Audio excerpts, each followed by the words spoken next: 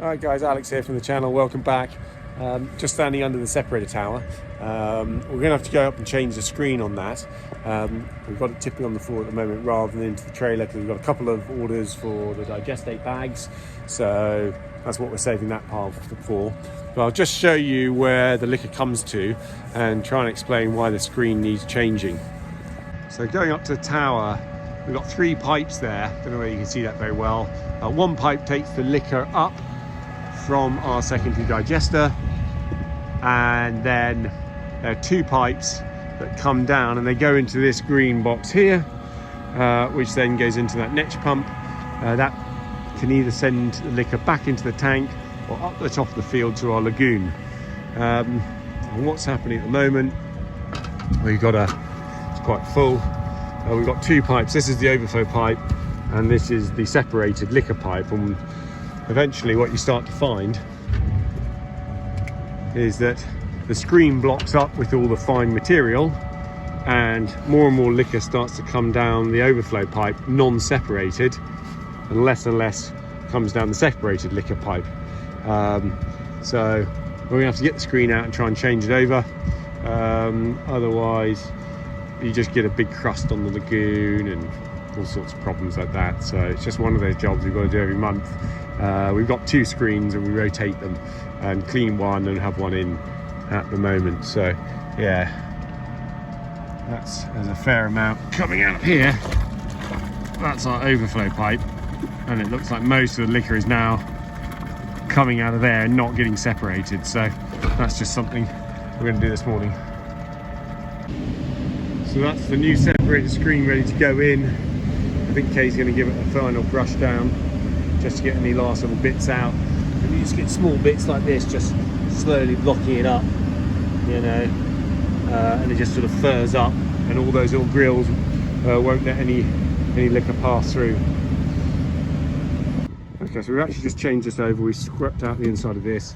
It's quite easy to take off. You loosen these bolts and twist it into that hole and pull it out. And that's the old one there. So that will go in the barrel and get washed out. As I take it apart, a whole load of slurry came out, like a cow squirting at you. I'm just going to shovel up all this stuff underneath and just clear this platform up now. And that's that little job done. It didn't take too long. We'll switch it back on and see if it starts working. So we just switched it back on. Starting to ease out with the Digestate. There's a little bit of liquid coming out. That'll stop as more of this Digestate comes out. And we'll go and take a look down below, just have a look at those overflow pipes, see if they're running or not. That'll be the test as to whether we're getting a cleaner separation. Yeah, I just grabbed that pipe. Yeah, you see nothing's coming through there now, so it's all coming through our main pipe there. So that's all separated and working nicely now. There's the old one, just sitting it now. Kay's going to get some milkstone and top that up, and it'll just, over the next 3 or 4 weeks, it will just dissolve off all the bits and it'll be ready to be swapped over. So look at this, guys. Last week this container rolled off and fell on the ground, and when it falls on the ground it actually makes a little bit of a dent because it's so heavy on the tarmac it just digs in. So somebody, probably Dave or someone, just cut a little V there just to hold those wheels in place. So you can't teach that, can you? So we're just getting some more bags of Digestate done using our log filler. We've put actually a screen on the back there just so we capture any logs that goes in. That is quite a good way of pulling these up fast, and then we just sweep any remaining material into the silage heap. So there they are, the 3 bags. Quite an effective way of filling those up actually, just pouring the Digestate on the ground, picking it up and then putting it straight into these bags like this. It's a nice little way of doing it. You see that grill there, which just prevents stuff coming over the back, especially for the logs. Just moving the tanker here out of the way. We were taking the liquid digestate up the hill with it, but it's redundant now because we had to do that because the mixture, the thickness of or viscosity, I should say, of the digestate got very, very thick, and we actually couldn't pump it up with that big ass netch pump that sits down there. Pressure bar just go up to about 3-4 bar and it just shut down. But now it's going all right, so we can pop the tanker away, just make a bit of space on the concrete here, which is good. So we just got a lorry in, having to make a bit of space. We have brought another load of our own timber in here. The stacks are starting to look quite neat and tidy. We're going to start moving the big stuff up north of the yard. We've just had the chipper going again on the yard logs. Dave has just gone off, tells me so far so good. The bolts haven't moved in there, but he'll give it a little look tomorrow and have another go at it. So yeah, that's what we've been doing so far. It always looks quite nice, the arb logs, because it's nice and clean in one way. Clean bit of chip really. So yeah, looks okay otherwise. There we are. Just getting another load in now because we're getting a little bit short on our chip. So just going to see what it's coming in at this.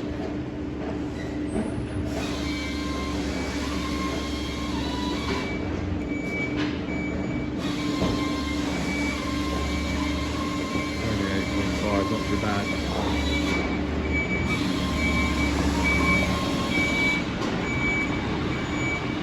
Right.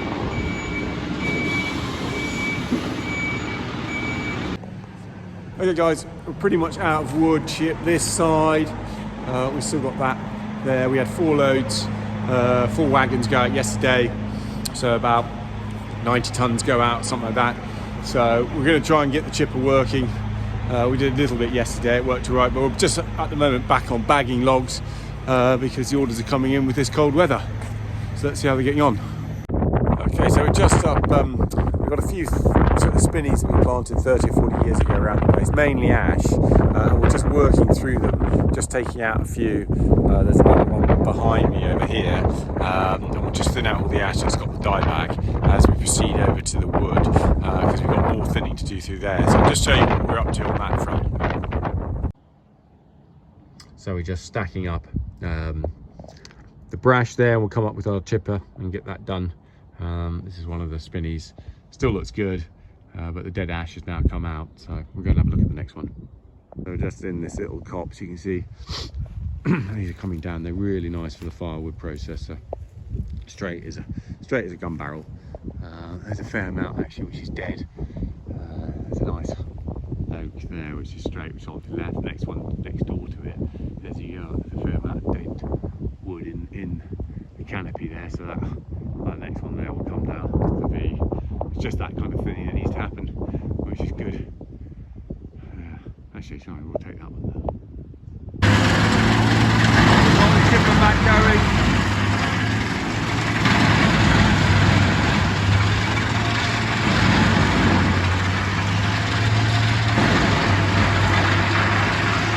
Just doing some of our oversized pieces now.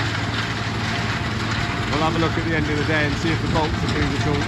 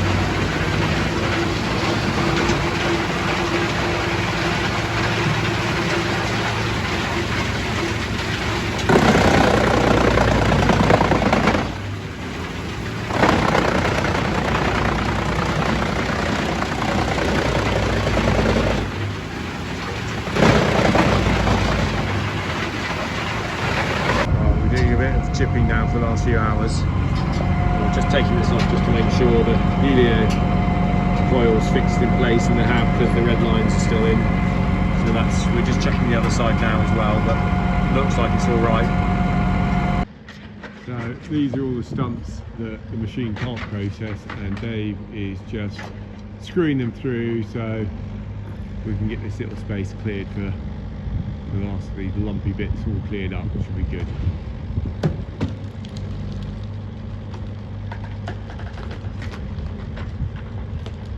Gray's continuing to take in the heavy stuff. 6-way split there, he's got rid of that pile. He's got the next one to get on with. So yeah, sorting. Right, I'm just doing a bit of grading now, mate.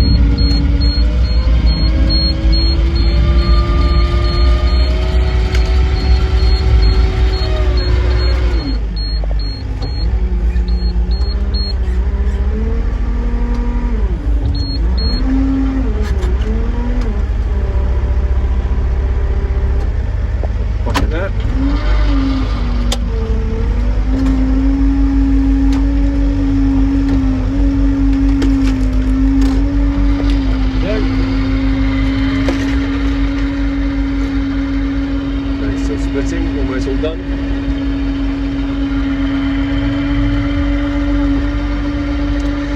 have to say, this chip looks really nice with the sort of pinky colour to it. I think there's a fair amount of ash in it, so that's why it looks so pinky. But it does look nice. I'd be happy to get some of that for my boiler, I think. So that's the oversize there.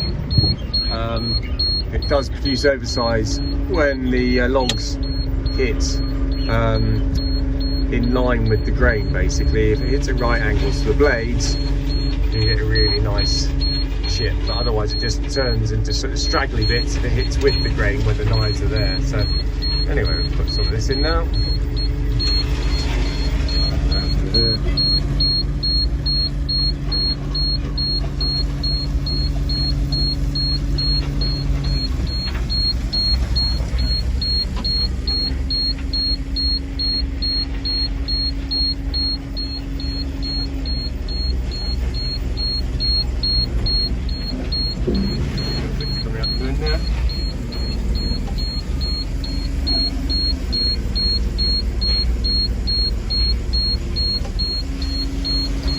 A bit too much out there, put a bit too much in. To rescreen that in a bit.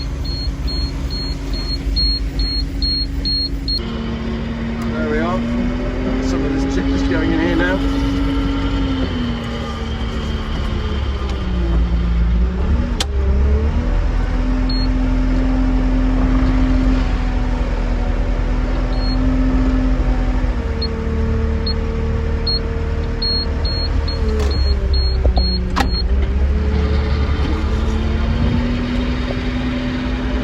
Half the pile done, so it's quite a good day's chipping. Just pulling out one of these real big bad boys, and Tim is going to bring out his monster saw to have a go at it. So just pulling it out. It's pretty rotten, but I just figure if we can get it into chunks, we can do something with it and put it through the chipper. So I'll pull it out here. There's the big boy. Give you a bit of perspective. 3 foot, Tim's telling me. 36 inches. Wow. So you knew that.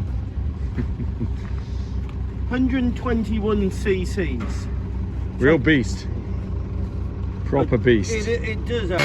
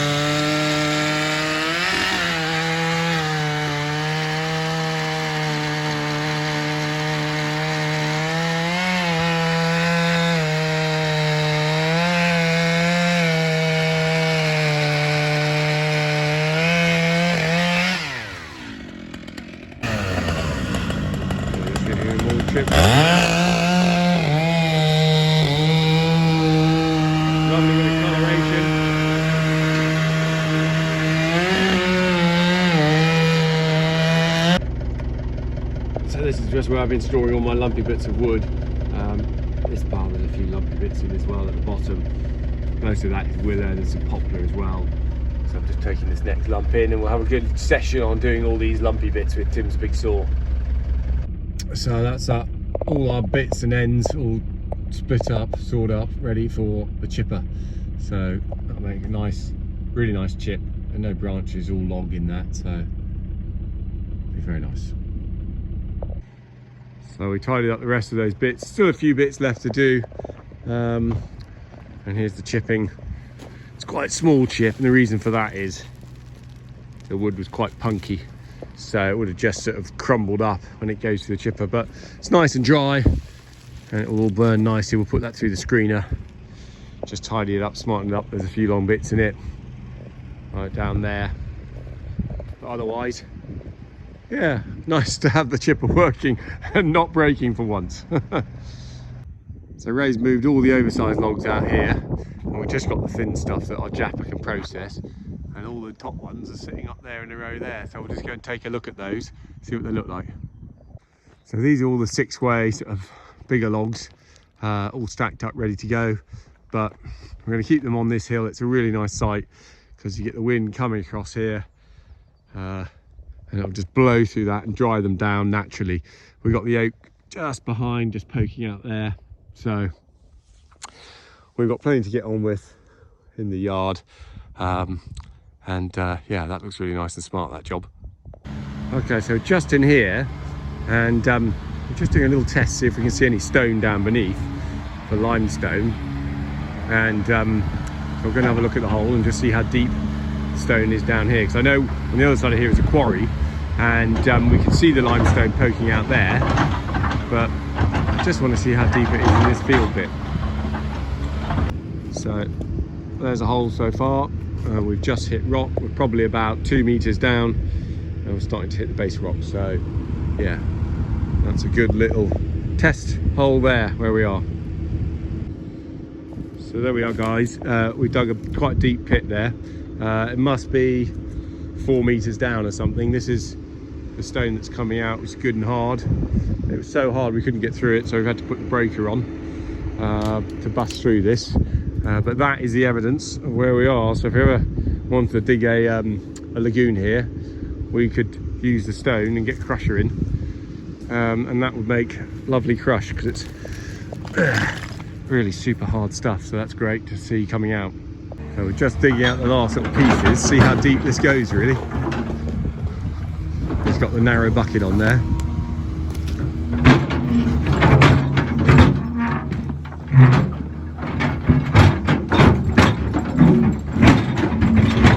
Hard stuff.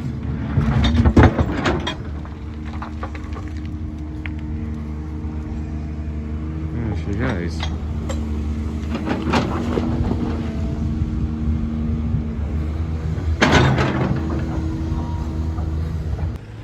So we're just here, and what we're thinking the plan might be is to put another lagoon in here, so we could put more digestate on this side of the farm and maybe bring digestate in as well, just to save on those fertilizer bills which have gone through the roof.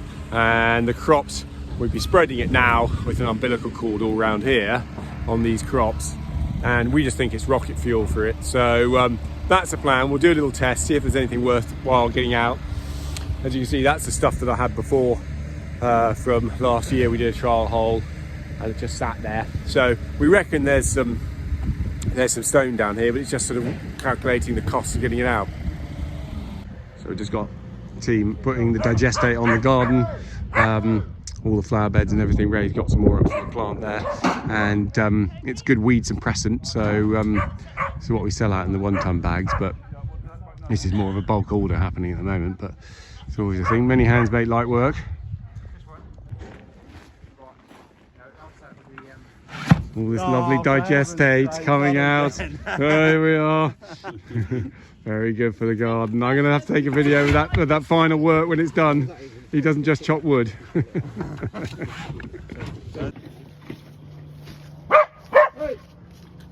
we are. There's the finished product. All okay, guys. So just here in the wood yard. Once again, we are completely out of wood. I just cannot keep up with demand on this. We've got a couple of bags left. Hopefully on Monday the kiln is coming out so we can bag up more. But this weekend it's going crazy because everyone thinks the snow is going to come. So rightly they're worried about that. I've got another nightmare. My log delivery truck broke down. The front bearings went on one of the wheels. It ruined the stub axle and it then went onto the brake caliper. So there's a major kind of bit of work on that. So we've got a week's mending of that when the parts have to come and then recommend it. So that's going to take a week. In the meantime, I'm going to have to go up to Newcastle and try and see if I can cadge a truck off Peter Sterner, who runs Woodfield Barn, who got me into the whole kind of log game, you might say, and he's been a great sort of mentor to me in terms of what I need and what I don't need. So I'm going to go and borrow one of his trucks. He's going to help me out of the hole, and we can get back on the road. But anyway, hope you'll enjoyed that video, and I'll catch you next time. Cheers.